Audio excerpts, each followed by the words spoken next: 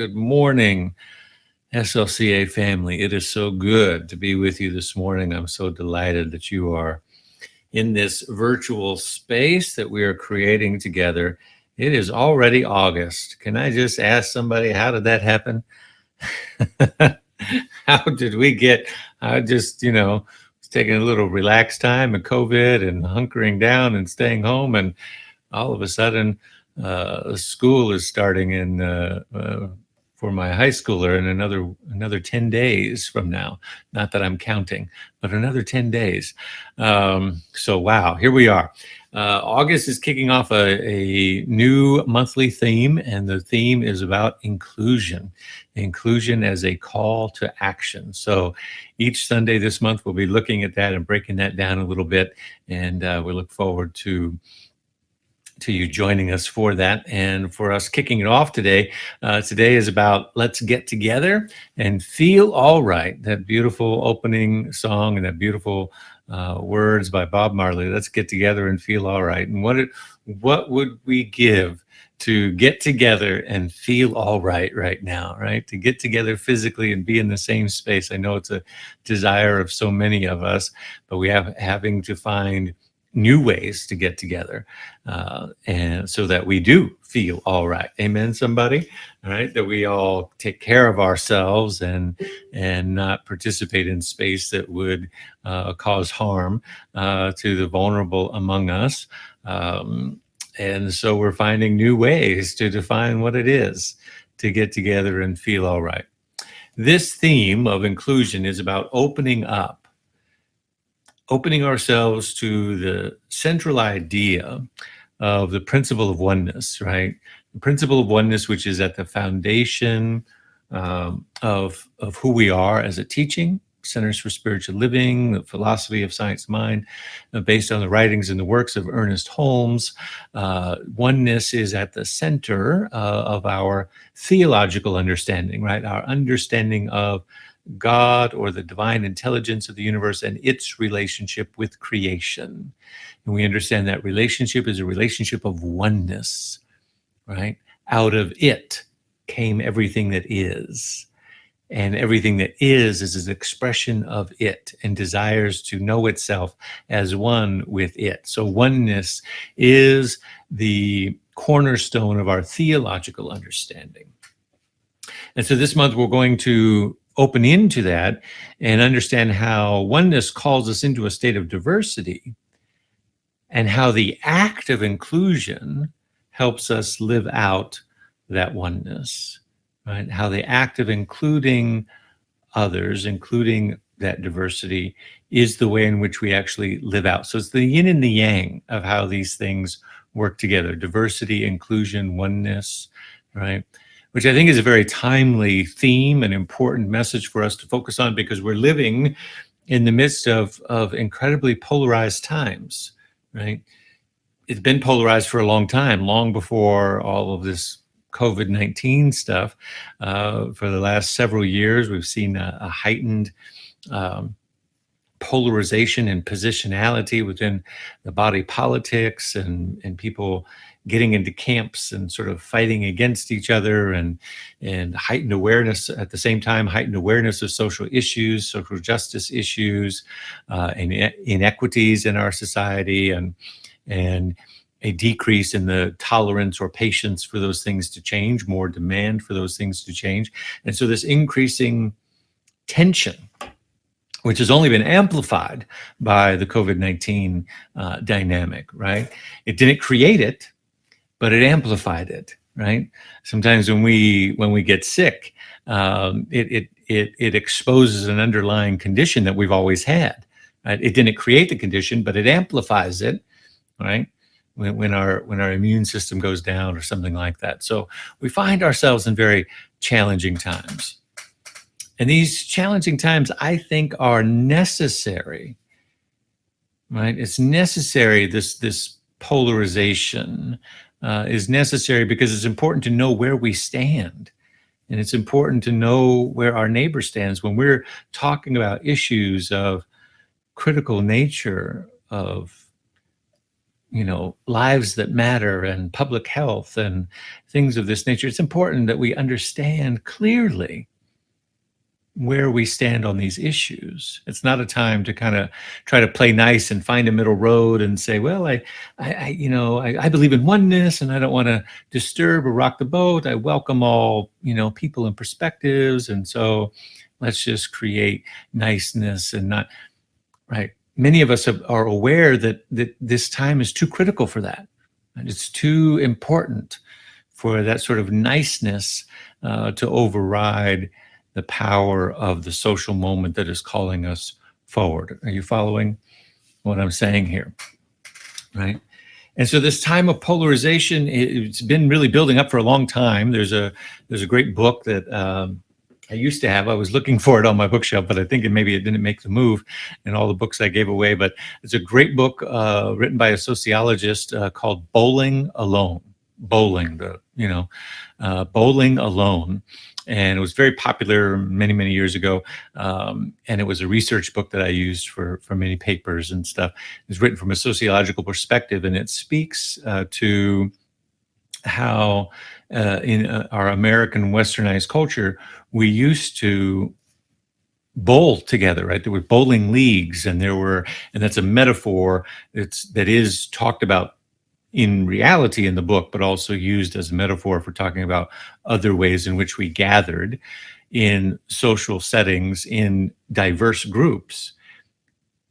And that the power of those groups were that they were somewhat diverse, and they exposed us to more diversity, and they were social places where we actually built social capital, right? And we built social capital because we were engaged in conversation with people other than ourselves, and the opportunity to meet someone who may not think exactly the way that we think, right? And have a different perspective. And those were important spaces to participate in because it built a greater social capital that says we may not all see alike or agree on all the same things, but we realize that we're all in this together, right? And so the book talks about how the space in which we do those things and the time which we have dedicated to that has steadily decreased through the decades from the 1950s forward. And we've gotten increasingly individualized, homogeneous in our social circles, isolated from others. And that leads to a greater vibration of what I call positionality, right? Where social media, again, something that's been amplified by the COVID-19. COVID-19 didn't create it, but it amplified it, is that we have replaced conversation with positionality, right? Where we used to engage in diverse conversation and points of view, and in a real life conversation, if somebody says something that you don't agree with, then body language, tone, all of those things can be a part of the conversation, and you can respond to that, and you can say, "Well, tell me more about that," or "Did you really just say?" or "Wow, I never," you can respond in real time. Whereas when it's all online, right, there's simply my position, and I post my opinion and position. I post a news article that is in alignment with my position and viewpoint. And what other people do? They like it, right? They share it.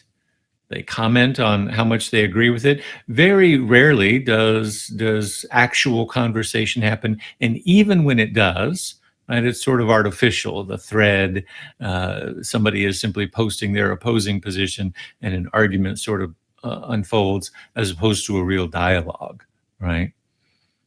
Social media is public space, and it is part of our new reality, but it's not quite the same. Have you noticed?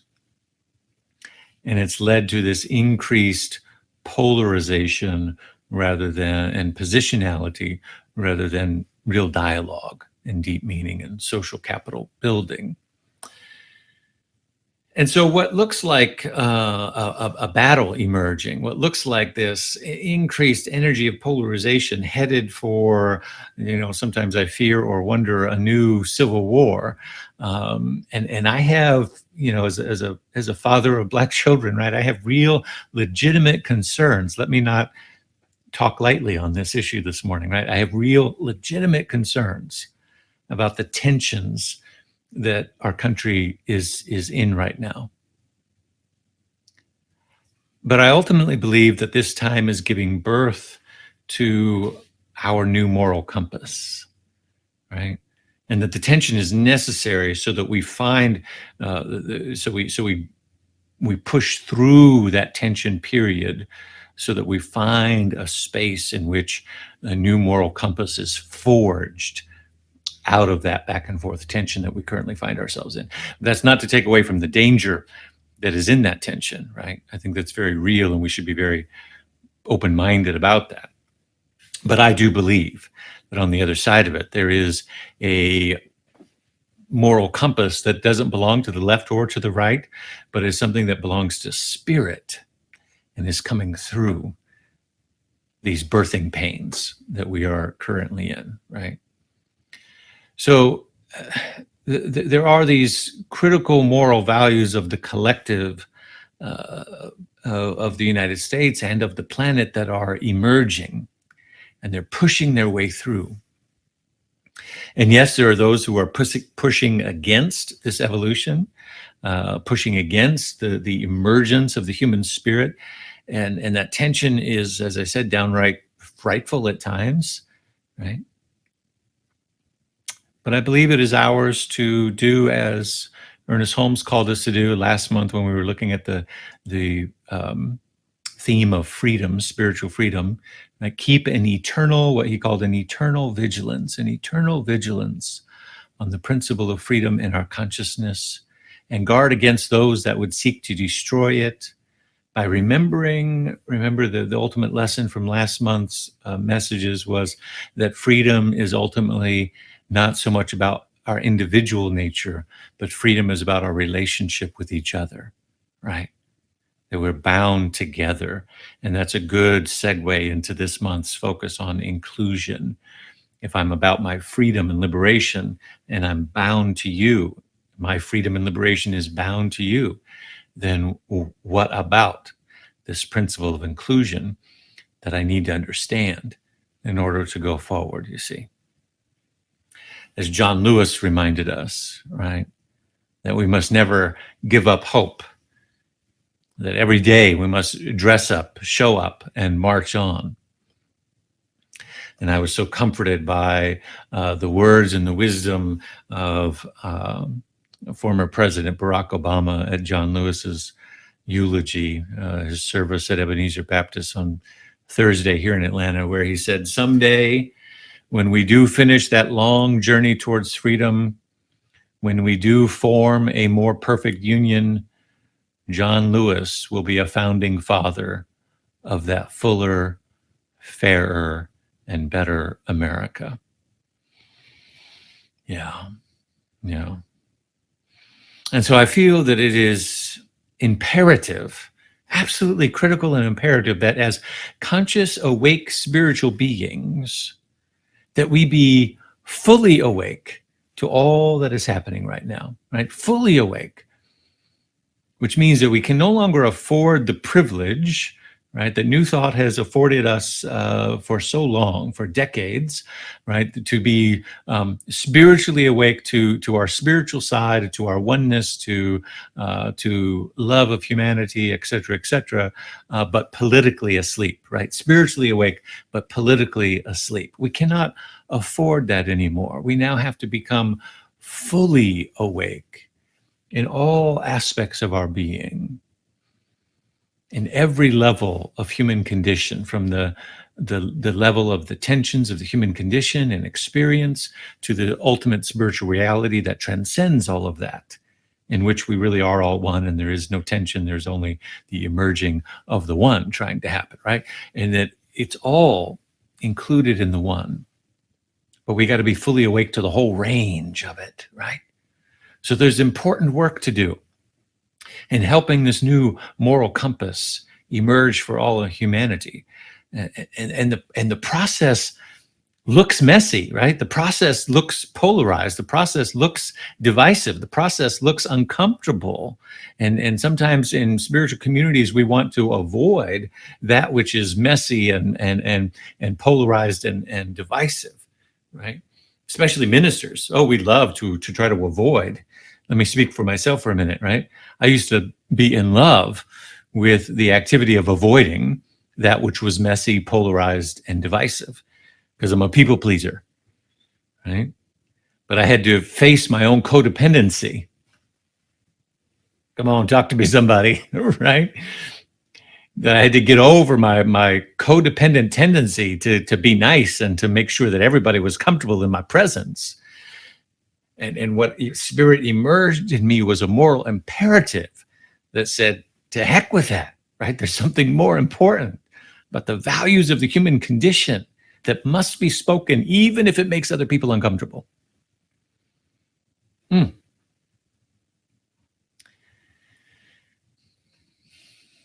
And so it is messy, right? It looks messy, it looks polarized, and it looks divisive. You want to know why? Because it is, right? It's messy work. It's polarizing work. It's uncomfortable work, but it's work that must be done. It cannot be avoided. There's too many lives on the line. There's too much at stake, right?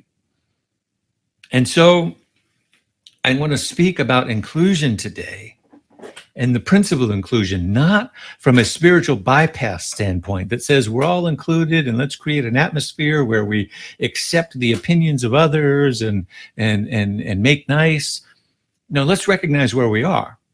We're in the midst of waking up from a dis-ease in consciousness, right? A dis-ease. There's a dis-ease in the human condition, and the dis-ease is symptomatic of our sickness of separation,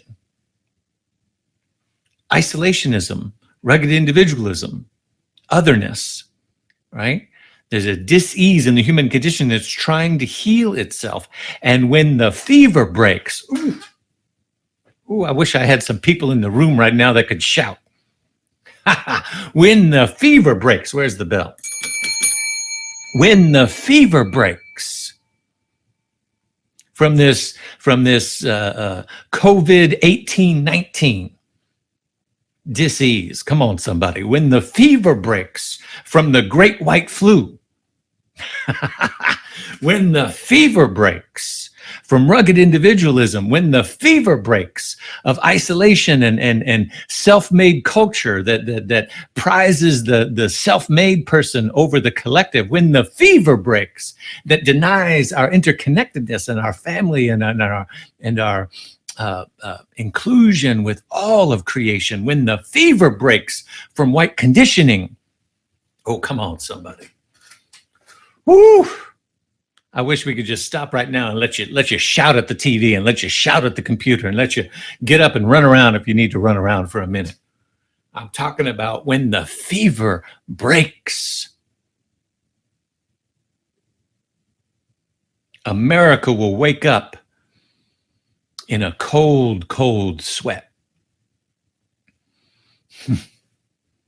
And on that glad morning, hallelujah, when on that, oh, good God Almighty, when on that glad morning, when the fever breaks, we will splash some cold water on our face and have the courage to look ourselves in the eye in the mirror and finally say, let's get to work.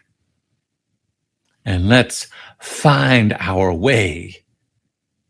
Let's find our way toward one another once again.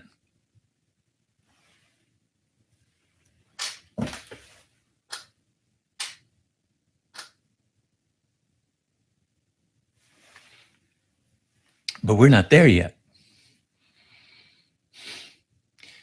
The fever hasn't broken yet. There's still a fight for the immune system of our country, for the immune system of the collective consciousness of humanity. There's still a dis-ease within the body. And there are those pushing against principles of inclusion and justice and oneness and fairness, and pushing against the affirmations of Black Lives Matter, and pushing against the freedom of expression to protest, and pushing again, seeking to suppress the creative spirit of the creative nature of the human spirit. And as long as we are still sick with the disease and the fever is still with us, we haven't gotten there yet. The fever hasn't broken yet. However, one day it will, my friends. I believe that with all my heart. One day it will. And when the fever breaks, we will begin the earnest work of finding our way towards one another. And so we're going to need a few tools in the toolbox for that great, glorious day when the fever breaks. We're going to need some understanding. We're going to need some tools of consciousness. We're going to need some basic principles at the ready. You understand? And so here's a couple of things to help us out for when the fever breaks. One, diversity simply is, right? When we're still locked up in the disease, then diversity is something that gets challenged, fought against, and becomes part of the polarization. But when the fever breaks, we come to like a clearing in the meadow, right? And we see, oh, diversity is, right? The flora and the fauna and the animal life are all expressions that contain untold, diverse expressions of beauty and creativity and complexity. Diversity is a natural part of our existence. And it's not something to be feared. And at the same time, we are one in that diversity. We are tied up in that mutuality. Right? Yet oneness does not equal sameness. Unity does not mean uniformity, right? When we come together after the fever has broken, we will hear the symphony of humanity, right? All diverse expressions sounding together. The word symphony means to sound together, not to sound alike, not to sound the same, but each instrument has its own tone, its own octave, its own signature, right? Its own key that it's played in. And they sound together to create a symphony. Ideas that stricken the body in fear of the political and social fight that we find ourselves in are born of a fear in a fever state, right? And their unfoldment is somewhat understandable. And so I want to break that down for just a little bit, and then I'll bring it to a close today, because we're just getting started on this message of inclusivity. We're going to spend all month on it. I've spent a lot of time on the front end of this, but I hope you understand. Spirit just got a hold of me here, so I'm going to have to save the rest of my notes for next week. See, our fundamental desire is to know and be known. That's the fundamental desire of the human condition, to know who we are and to be known in community, right? To know and be known. It's the fundamental nature of our being. And so in that, affinity groups, right? Affinity groups are ways in which we connect are natural. They're a natural developmental response. They're a natural byproduct of our desire to know and be known. We find ourselves in group and we say, oh, you like gray. I like gray, right? Oh, you like baseball. Oh, I like baseball. Oh, you think the Cardinals are the best team ever. I think the Cardinals are the best team, right? Oh, you think designated hitter is an aberration to the purity of the game. Oh, so do I. Right? Right? Oh, you think the silliness of playing 7 innings in a doubleheader is ridiculous. Oh, so do I. Right? I'm just using silly examples there, but you understand we find our ways to each other through affinity.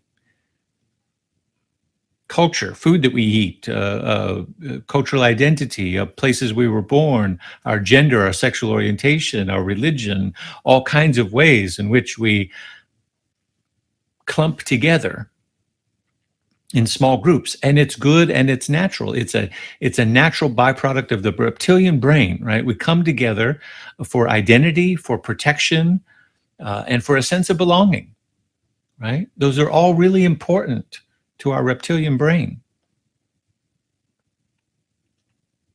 We think that if we belong to the right group, we will be safer and more likely to survive. That's an old thought that's in the reptilian brain. Think about that for a moment and how that has driven humanity in the collective for so many years. But here's where our reptilian brain gets a little tripped up, right? Because who we are is more than our conditions or circumstances. Who we are is more than our favorite thing or where we came from or what we look like or dress like or our favorite things to eat. Who we are is more than our conditions and circumstances. Who we are at a soul level is beyond all of our conditions, is expressed through the diversity of the conditioned state. But in our oneness, there's something universal about our being. And that also desires to be known and to know, right? So there's the divine intelligence, the source of all is, that has manifested itself in and through each one of us in diverse individualized forms, empowering expression and imagination and creative power. We're immersed in this divine. And this divine inclusive self is expressed through diversity. And at the same time, we are naturally inclusive, right? When we recognize and see the things that are not like us. Our ability to see is an act of inclusivity. To see the diversity is an act of inclusivity. But we forget because we get locked into our forms of affinity and identity expression. And so we have to consciously then, because our ego is locked into affinity and identity expression, we have to consciously engage the mind to include the perspective of the other, right? Let me break it down like this, right?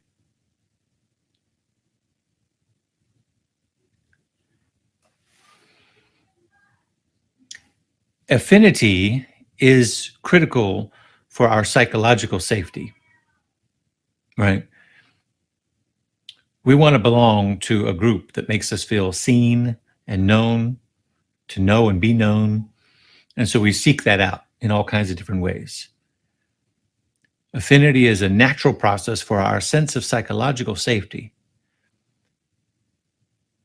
But inclusion of the diversity of creation is critical for our collective well-being. Inclusion of diversity is critical for our collective well-being, right? The garden is critically dependent on biodiversity, not sameness. I might have a favorite flower, but its existence is critically dependent on biodiversity in the fauna. The animal kingdom is critically dependent on diversity in the animal kingdom. The human family is critically dependent. Our collective well-being is dependent on the inclusion of our diverseness. But that inclusion of our diverseness comes with the awakened awareness that we are all one, that we are all connected. And so it's a bit of a mind juggle that we have to do to understand how our diversity ties into our oneness and our oneness ties into our diversity. And that along the way of our evolution, we don't lose our identity, but we gain our collective health as we embrace the action of inclusion, right? That's where humanity needs to go next after the fever is broken. That is what it will mean when we are ready in this post-COVID-19 reality to get together and to truly feel all right. We're going to keep talking about this and breaking this down. Bring your questions and comments on Wednesday night for after the sermon, and we will add to this as the month goes on.